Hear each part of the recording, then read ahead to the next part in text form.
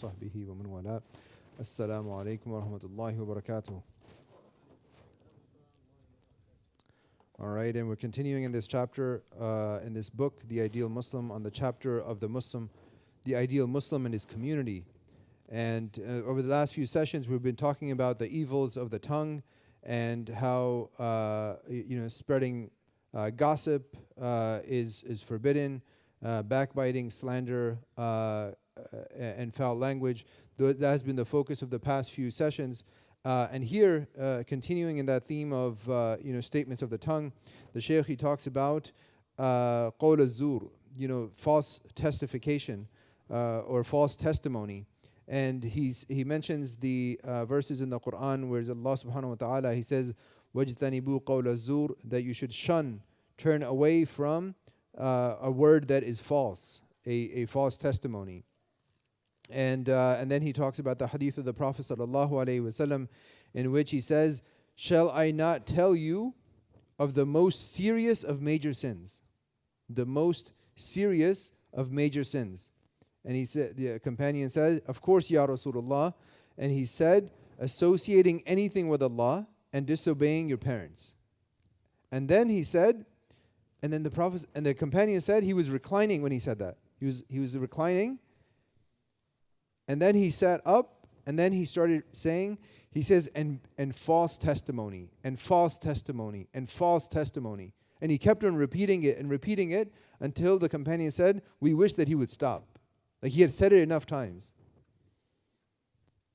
This is how big of a sin, and this is recorded in Bukhari and Muslim.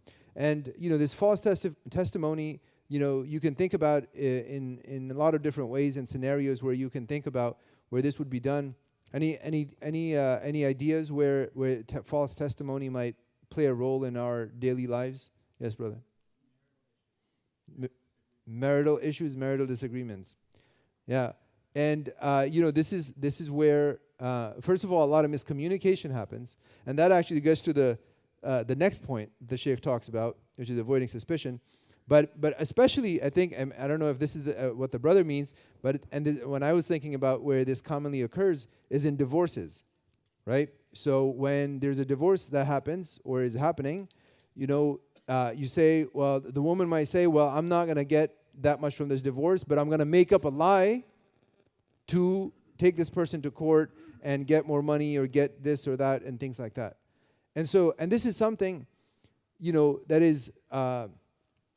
it's a serious crime. Serious crime. And the Prophet, and just demonstrated by this last hadith that we just mentioned, that he said, shall I not tell you of the most major sins? And then if you think about, people, who use this mechanism to get more out of a divorce, right? Let's say you go to the qadi, the imam, the qadi, he judges, he says, okay, you get this share, you get this share, right? And then you take that person to court, and then you get more than what Islamically you're supposed to get. Every single morsel you eat of that is the fire of the hellfire. And you feed your children that. And you live that every single day. That is the fire of hell that you're putting into your stomach. And so you have to remember that these might sound like simple things. Oh, I can fix this. I know a lawyer. I can do this. I can make this up. I can make a case. I know people who've done this. It doesn't matter what you think you can do, but Islam allows you to have things a certain way. And if you don't go that certain, and same goes for the brothers, right? If you say this is the haqq of the woman, and you say no, I can take her to court and she'll get even less.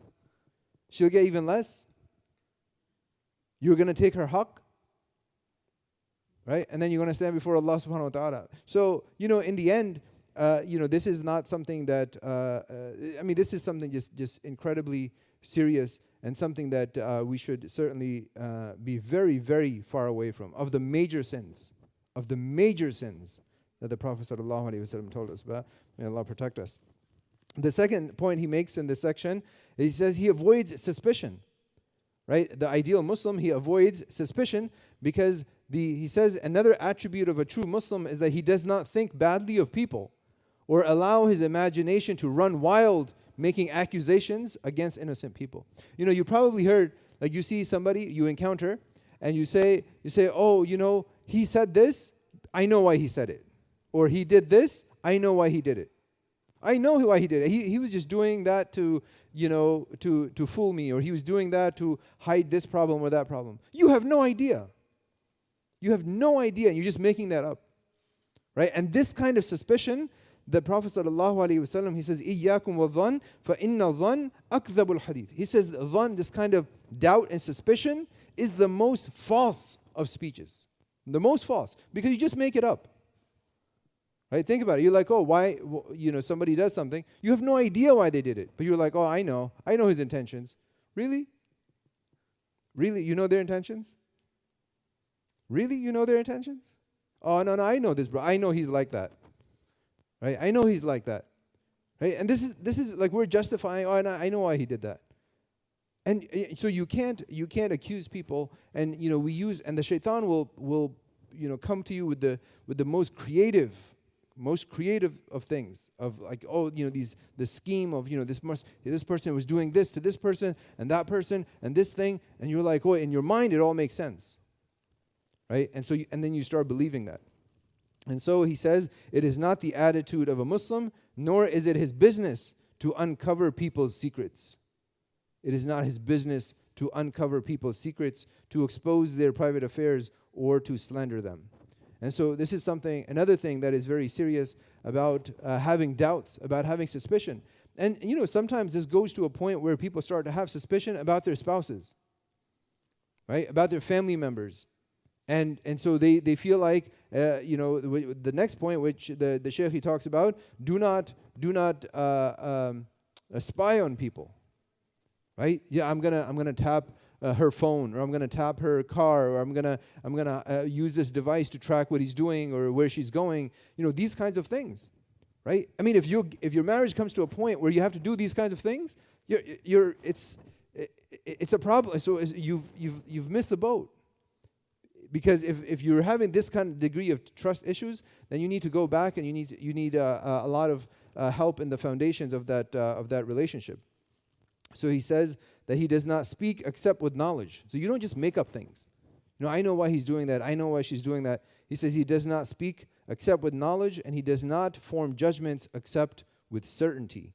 And then he mentions the hadith of the Prophet ﷺ. He says, a man could utter a word that pleases Allah and not realize the consequences of it, for Allah may decree that He is pleased with him because of what he said until the Day of Judgment. And then similarly, a man could utter a word that angers Allah and does not realize the consequences of it, for Allah may decree that He is angry with him because of it until the Day of Judgment. And so he concludes with the statement. He says, how great is our responsibility for the words we utter, for the words we speak. How serious are the consequences of the words that our tongues speak so carelessly. And he closes with the hadith of the Prophet ﷺ, in which he says, it is enough of a lie. It is enough of a lie for a man to repeat everything he hears. And this is what we do these days. We hear it. What's the source of our news these days? WhatsApp, right? WhatsApp. And then you were like, oh, look at this. Look what I learned. I'm going to share this with 200 more people. You just spreading everything you hear and you see, you might be doing exactly what this hadith is stopping us from doing. He says that it is enough of a lie for you to repeat everything you hear. Everything you hear from WhatsApp, you forward it to somebody else. You get it from one source and you forward it to somebody else. And you get it from one source and you've hundreds of people, dozens of people you're sending it to. Right? So we might be falling into that in ways that we probably could not have imagined before. And so we need to be cautious of this, whether we do it online and offline. May Allah subhanahu wa ta'ala protect us. Jazakumullahu khair. Wassalamu alaikum wa rahmatullahi wa barakatuh.